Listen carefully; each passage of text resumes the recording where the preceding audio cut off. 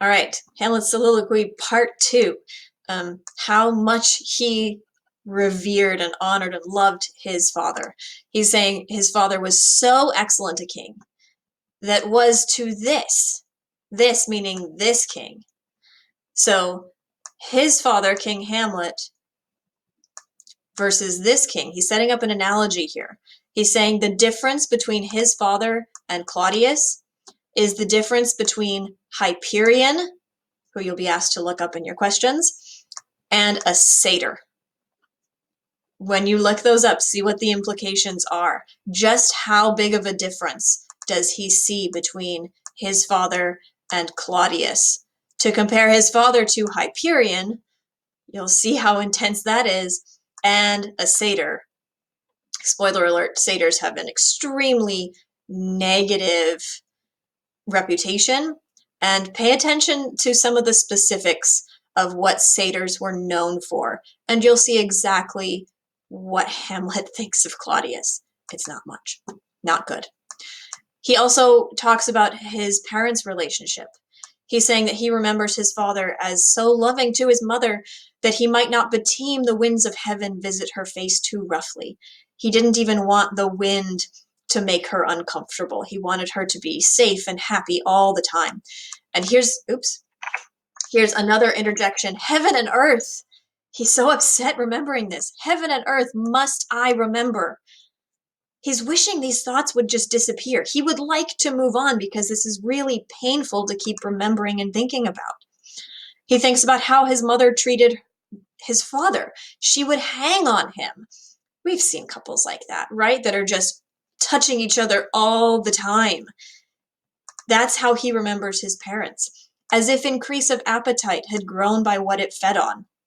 Meaning as if she wanted more of him the more she got, right? It's like when you eat something and eating it only makes you want more of it. He's saying that's how she was with his dad. And yet, we find out how quickly they got married. And yet, within a month, and he interrupts his sentence here. He can't finish this thought. It's so upsetting. Within a month, she married my uncle. He cannot get over how quickly she moved on from his dad to marry his uncle. And in between, he says, within a month, let me not think on it. I don't want to think about this. He insults all women here. Frailty, thy name is woman. He's saying women, because of his mom, are the definition of frailty, meaning weakness.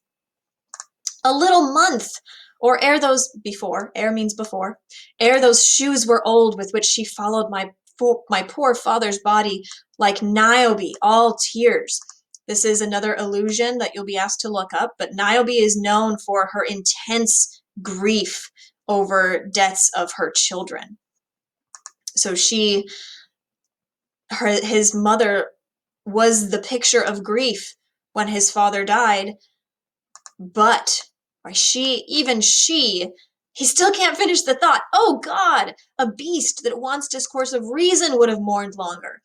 He's saying she's worse than an animal who can't think logically still would have mourned longer than she did. He is really pissed at his mom here.